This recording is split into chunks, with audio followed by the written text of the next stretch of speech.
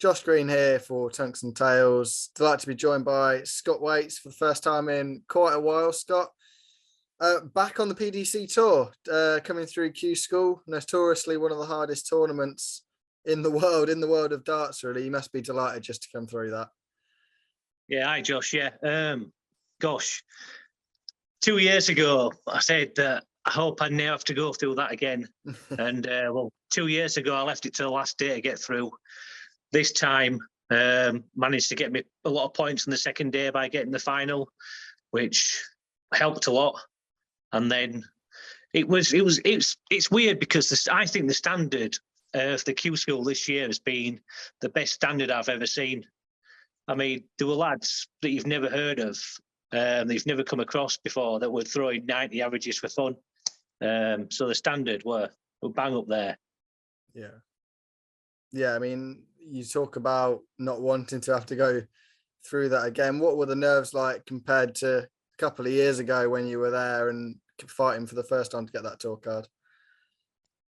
Gosh, well, I was hoping, thinking I think ranked number 59 before the World Championship started this year, and I was hoping I weren't going to have to go to Q-School. So a lot of it was, I wouldn't say it was last minute, but I was always prepared to be going to Q-School. But there's an element of, you don't know really what's going to happen. You don't know what it's going to be like. You don't know if we're going to be under any other COVID restrictions.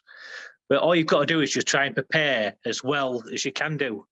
So I did. And I put a lot of practice in, 2 weeks up to going to Q-School. And it proved that that's what I needed. And, you know, it helped me get through to being like a Pro Tour holder again for the next 2 years. Yeah, that's it. Did you watch the World Championship with a pillow over your eyes thinking, am I going to be able to hold on to that spot? Or I don't have to watch it. I've got all my friends telling me everything what's going to happen. But some of them were getting it wrong. Everybody was saying, oh, if Barney wins, you lose your tour card.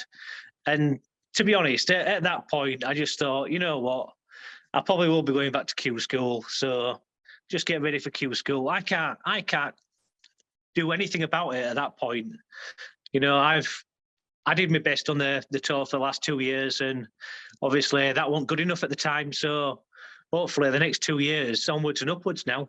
You must count yourself pretty unlucky, though. You look back and I think the one that jumps out at me is the Nathan Aspinall game a couple of years ago at the Worlds. Not quite sure how you didn't win that one.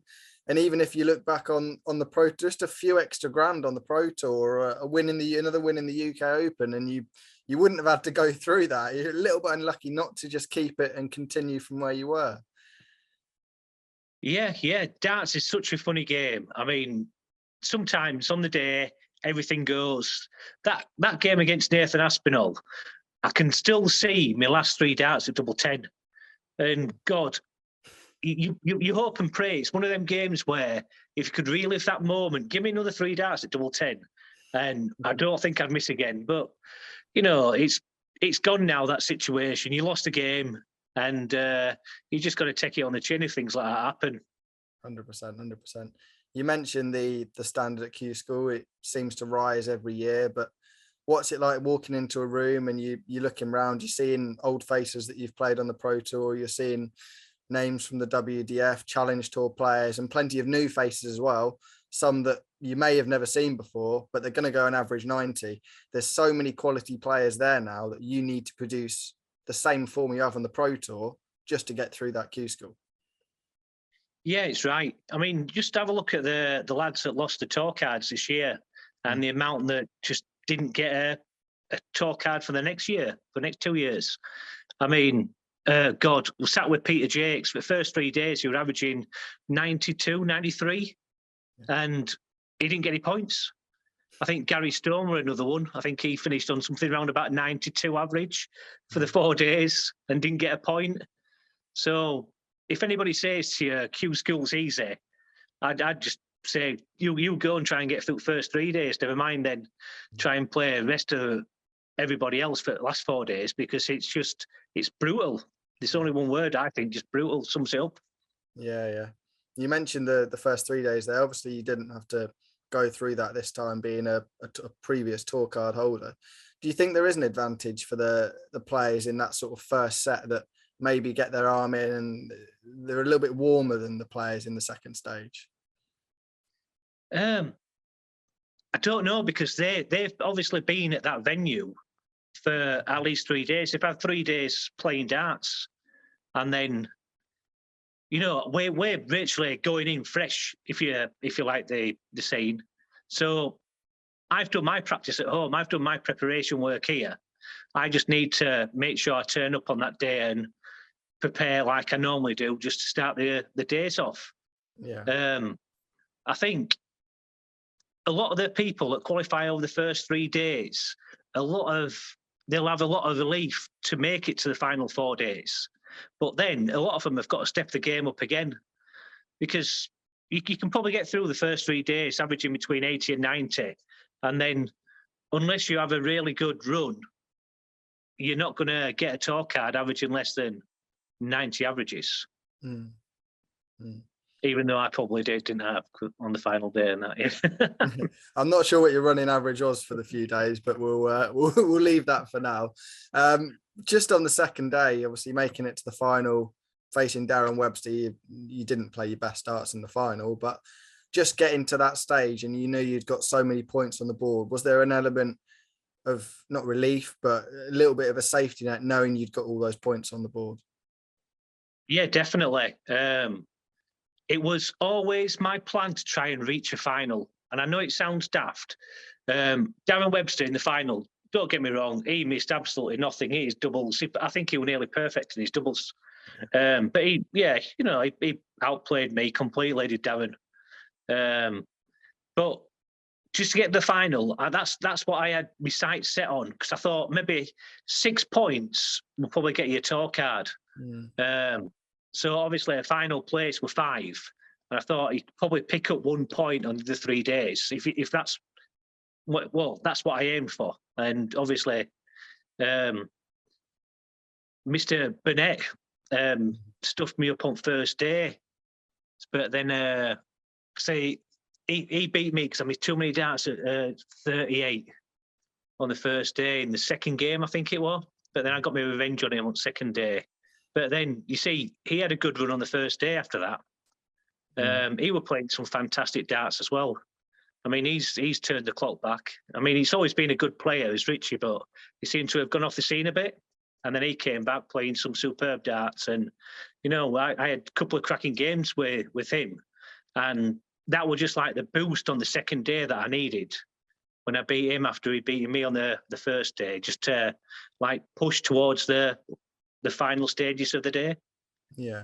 And obviously going into a week's time at the first Pro Tour, you're starting from zero again, unfortunately. I mean, how do you set yourself goals this time around, and do they change from what they were 2 years ago?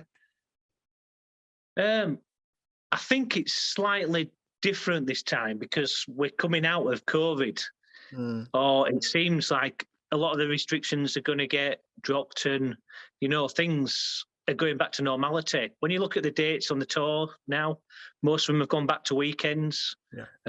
Whereas before it was through the week and you were stuck in a hotel, and it's going back more to suit me, I think. So I prefer playing my darts on a weekend. I've got my daughter to look after through the week, so playing darts on a weekend suits me. When I finish playing my darts, get my daughter back, and, you know, it's just back to normality. So I'm going to go in this year, and I really want to try and I want a really good 12 months. I really do want a good 12 months. If I can get somewhere near like the top 64 in the first 12 months, that'll be a fantastic year. As tough as it seems, it's only a couple of decent runs on a couple of TV tournaments, but you just need to qualify for them. So first steps first, let's try and qualify for some of them, and then let's try and get some prize money in, and let's move up the rankings. Yeah, and the biggest prize money, of course, comes at the World Championships. Just sort of a couple of wins there can secure £15,000. So I mean, just getting into a position where you're at the World Championship and you can vie for those sort of prize money and put yourself nearer to that top 64, that must be a big aim as well. Yeah. I mean, I missed out on the World Championships this year, and that's probably one of the reasons I lost my tour card. But it's always been like quite an ambition of mine. I've played in the Lakeside stage. I've never played on the Ali Pali stage with a crowd. Of course you haven't. So when I played Nathan, there was no crowd there. So it'd be nice to qualify for Ali Pali out of my own right and get to play on that stage with a crowd behind. Yeah. It's one of the venues I've probably not played at yet with a crowd.